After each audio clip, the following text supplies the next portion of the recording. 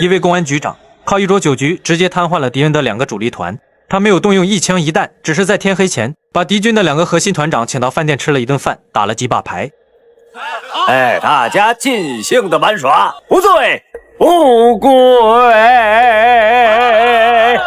行动前我做一个局，我把南长城大大小小头头全部叫来，我请他们喝酒，喝到烂醉，为诸位争取时间。这就是你要经费的目的啊？那当然了。租场子得花钱，买酒得花钱，找人也得花钱。1926年7月12日，一艘海轮缓缓靠在了上海黄浦江码头。40岁的朱德提着一只旧皮箱下船，引入外滩的人海。当时国共合作的国民革命军正式誓师北伐。作为先遣队的叶挺独立团从广东杀入湖南，接连攻占醴陵、浏阳，并在7月11日进占长沙。此时，控制2湖的直系军阀首领吴佩孚正率主力在北方的南口，同冯玉祥的西北军激烈厮杀，他的主力被死定在北方，根本无法调兵南下。为了保住地盘，吴佩孚企图勾结四川军阀，从西侧抄北伐军的后路。战局的死穴瞬间压在了川滇2省那些手握重兵的旧军队身上。7月12日，刚下轮船的朱德走进上海中央军委秘密机关，接到了死命令，立刻回西南，利用你的老关系去钻进旧军队的肚子里，把敌人的合围彻底打乱。1927年1月，朱德奉命秘密潜入江西南昌，这里当时驻扎着国民革命军第3军。这支军队虽然名义上接受了北伐军的收编，但他的骨子里其实是一支远道而来的西南地方军队滇军。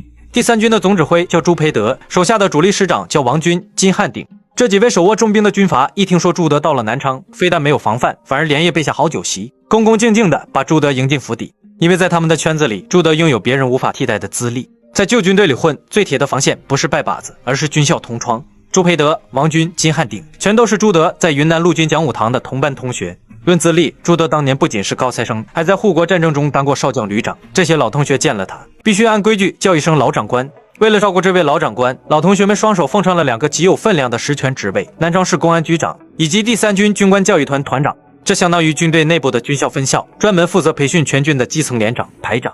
换句话说，谁当了这个教育团的团长，谁就抓住了这支军队未来的指挥中枢和骨干力量。朱德上任后，表面上长衫应酬，推杯换盏，在旧官场的酒局里游刃有余。暗地里，他利用公安局长和教育团长的编制，把大批秘密党员和革命青年直接塞进了南昌的警卫网络与第3军的指挥中枢。在军阀们毫无察觉的盲区里，起义的暗火已经死死钉进了敌人的心脏。1927年7月31日晚，南昌起义的前几个小时，大战的弓弦已经拉满。此时，设立在南昌大旅社的委员会总部内灯火通明。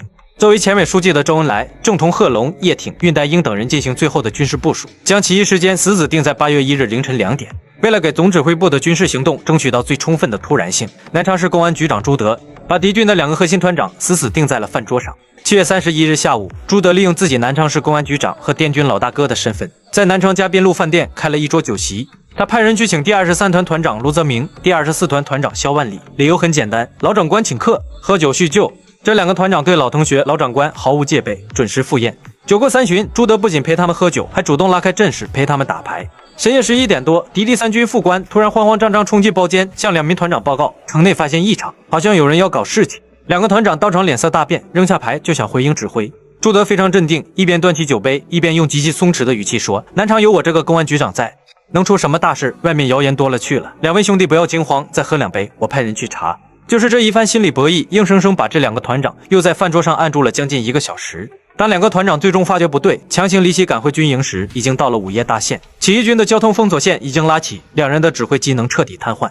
朱德没有片刻耽误，立刻赶回了自己直接控制的第3军军官教育团总部，以及南昌市公安局的进步警示队，这里的数百名青年骨干早已在严阵以待。凌晨2点，3声枪响，起义全面爆发。朱德亲自率领军官教育团的学员和手下的公安警员，借着对南昌街道地形的绝对熟悉，以迅雷之势扑向敌人的薄弱环节。他指挥部队迅速解除了南昌市旧警察局和地方民团的武装，并切断了敌军各师团之间的联络线。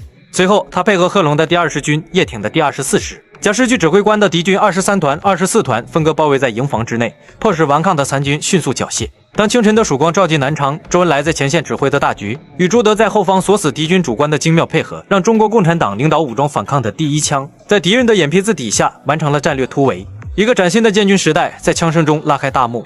南昌起义的枪声响过之后，起义军并没有在南昌城久留，因为周恩来与一众协商决定南下广东，目标是占领潮汕一带的沿海港口，争取援助，然后重新北伐。1927年9月，为了掩护主力南下，前委决定分兵， 41岁的朱德接到了一个沉重的任务，率领第25师和第9军军官教育团扼守广东大埔县的三河坝，负责断后。分兵时，朱德手里只有3000人，而他们要面对的是国民党前大军部2万多正规军，这是7倍兵力的差距。这种战叫做阻击战，用尽一切办法阻止敌人前进。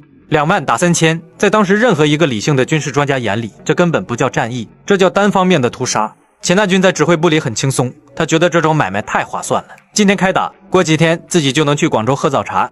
但他算漏了一件事，他不知道自己面对的是一个什么样的对手。朱德元帅是日后的游击战神，而钱大军就是来给游击战刷经验值的。主力南下需要时间，革命火种的转移需要时间。他在这里多守1分钟，后面的人就能多走1里路。10月1日，战斗打响，江水是冷的，炮火是烫的，钱大军的炮弹像不要钱一样砸下来，三河坝的阵地被犁了一遍又一遍。工事被炸飞了，就用泥土重新堆起来，子弹打光了就拉开导火索。到了第3天，两军甚至在江边的泥潭里展开了最惨烈的白刃战。江水被染成了暗红色，岸边的泥土粘稠的踩不下去。3000个20岁左右的年轻人，在没有援兵、没有给养的绝境里，硬生生顶住了7倍于己的敌人，顶了3天3夜。10月4日深夜，阵地突然安静了下来。这种静比炮声更可怕。周士第等几位军官围在朱德身边，每个人的脸上全都是血和黑色的硝烟。子弹打光了，刺刀也卷了刃，而对岸敌军的篝火已经连成了一片。再守下去，天一亮，这3000人就会全军覆没，会变成史书上3个冰冷的字眼：皆阵亡。朱德转过身，下达撤退的命令。刚从三河坝撤下来的孤军还没来得及喘一口气，就迎来了真正致命的一击。从三河坝黑夜中撤退出来的2000孤军，一路上收拢散兵，在广东饶平茂之与主力撤下来的残部会合，好不容易才重新凑齐了大约2500人。但此时他们收到了确凿的情报，在潮汕主力已经全盘崩溃。起义的核心灵魂周恩来正患着严重的恶性疟疾，连续几天高烧不退。这支2500人的部队在冰冷的秋雨里成立一支孤军，在向江西赣南行军的路上，绝望像瘟疫一样在队伍里疯狂传染。当队伍跌跌撞撞地走到江西信丰天心许的时候，原本的2500人只剩下了1000人左右，而剩下的人也已经到了崩溃的临界点。就在这时，朱德站在天心虚的草坪上，用他那浓重的四川口音说：“大革命是失败了，我们的力量是变小了，但只要有枪在，有我们在，就输不光。1905年俄国革命也失败了，但到了1917年，他们就成功了。我们现在只要留下这个火种，中国革命最终一定会成功。要革命的跟我走，不革命的可以回家，我发给路费，绝不勉强。”最后这支队伍留下了800人，大浪淘沙，留下的不一定是力气最大的，但一定是最坚韧的。1927年的冬天悄然而至，这800个死士没有棉衣，没有粮食，枪里的子弹少的甚至凑不齐一次像样的冲锋。如果这时候去跟数万敌军硬拼，是绝对不可取的。此时朱德做出了一个让所有人意想不到的决定，带兵北上，去投奔他在云南陆军讲武堂的同窗旧友，国民党16军军长范时生。朱德化名王凯，把这支残部改番号为国民革命军第16军第14零团。范时生是滇军出身，他和朱德当年是云南陆军讲武堂的同班同学，而且有生死之交，而且他们都有共同的恩师蔡锷。蔡锷那种护国为民、不恋权位的儒将风骨，深刻塑造了范时生。在接下来的2个月里，范时生给这支部队拨发了大批急需的冬装、粮食，甚至还有紧缺的弹药。然而纸终究抱不住火。1928年1月，蒋介石的特务终于发现了这个盲区，一封盖着绝密大印的命令直接拍到了范时生的办公桌上，立刻逮捕王凯，就地解散这个团。面对蒋介石的兵威，范时生展现了他最后的江湖道义，他没有向利益低头，而是悄悄给朱德露了底，还附赠了一笔数目不小的路费和一批弹药。范时生附了一封亲笔信，里面有这么一段话：孰能一知？不是杀人者能一知。谁能统一天下？只有那些不把杀人当成癖好，真正爱护苍生的人，才能统一天下。这是引用孟子的一段话，也是范时生对蒋介石搞得4·12政变无声的控诉。握着这封滚烫的信，看着送来的子弹，朱德站在黑夜里，向着范时生指挥部的方向，深深一作揖。而对于1928年的朱德来说，身份已经暴露，接下来该往哪走才是大问题。硬拼是不明智的，原路返回也是死路一条。朱德迅速做出了判断，脱离广东韶关离铺头，回师北上，重回湖南。而他们的目的地是湘粤赣3省交界的咽喉要道湖南宜章县。为什么选宜章？因为那里国民党的防守力量相对薄弱，更重要的是，宜章当地有极其活跃的地下党组织。而行军的方式也很有意思，他命令部队不脱军装，不摘徽章，不换旗帜，依然打着国民革命军第140团的正式番号，抬着范时生资助的崭新弹药，在光天化日之下，沿着湘粤边境的险峻山路和大道，堂堂正正、大摇大摆地向着湖南宜章开进。一路上，沿途的各路地方军阀、关卡民团看着这支队伍穿着正规军装，纪律严明，装备精良，再加上手里有范时生签署的正式调令公文，都以为这是上头派来换防执行任务的部队。不仅没人敢阻拦，甚至沿途的小官吏们还得小心翼翼地陪笑送行。1928年1月12日，湖南宜章县城门大开，仪仗的县长和当地的乡绅们今天红光满面，县长亲自带着人敲锣打鼓的出城迎接。朱德和陈毅骑在马上，穿着笔挺的国民党军装，面带微笑。仪仗县长屁颠屁颠的把他们迎进县衙，大摆宴席，山珍海味、美酒佳酿，流水般端了上来。朱德看着眼前的歌舞升平，这群骑在百姓头上作威作福的寄生虫，是时候跟他们算一算总账了。他看了一眼陈毅，将手中的酒杯猛地上一顿，宴会厅的侧门被猛地撞开，几十杆雪亮的刺刀带着森然的杀气，直接顶在了县长和绅士们的咽喉上。从1928年1月中旬开始，这场被称为湘南起义的暴风雨，以一种无法阻挡的速度横扫了湘南大地。朱德手里那800个老兵，成立革命的种子撒向郴州、资兴、永兴、耒阳，短短1个月内成为根据地。到了1928年3月，朱德手里掌控的武装力量已经到达12000人，但危机也在这场狂飙的最高峰陡然降临。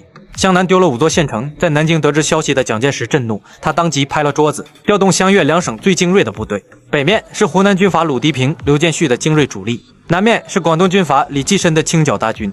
整整7个正规师，接近5万名荷枪实弹的百战正规军，从南北2个方向拉开了一条长达数百里的弧形包围圈，像一只巨大的铁钳，朝着湘南的1万多红军狠狠夹了过来。在绝对的兵力与装备劣势面前，42岁的朱德展现出了顶级名将的清醒。在耒阳和郴州的深夜会议上，军官们情绪激昂，纷纷叫喊着要跟敌人拼了，哪怕流尽最后一滴血。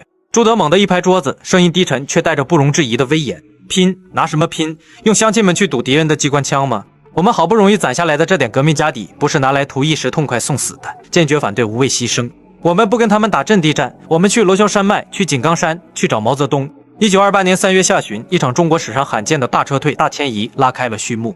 撤退的军号吹响时，不仅仅是那1万多名红军，而是整个村子、整个宗族的老百姓，男女老少全部收拾了香笼。他们推着独轮车，挑着锅碗瓢盆，牵着牛羊，甚至背着襁褓中的婴儿，义无反顾地融入了撤退的洪流。朱德把军队一分为2，陈毅在后面带着老兵死死顶住追兵，朱德则走在队伍的最前面，带领着乡亲们向井冈山进发。从地理位置上看，井冈山位于罗霄山脉的中段，它横跨湖南和江西2省交界，属于典型的边区。在那个军阀割据的年代，江西的军阀打过来，红军就往湖南跑；湖南的军阀追过来，红军就往江西钻。2省的军阀各自为政，谁也不愿意跨界去给邻省卖命，这里就是红军的出路。更绝的是它的自然地形，井冈山四周全是陡峭的悬崖绝壁，死死守住黄杨界、八面山等5大天然哨口，真正是一夫当关，万夫莫开。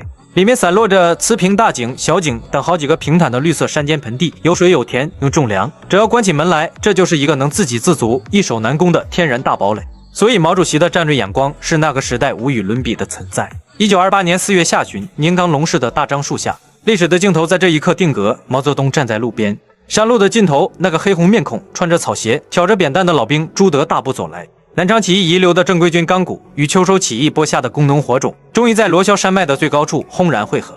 那一刻，名震天下的中国工农红军第4军正式诞生，井冈山的星星之火自此再也无人可以熄灭。中国工农革命军第4军，叫第4军好。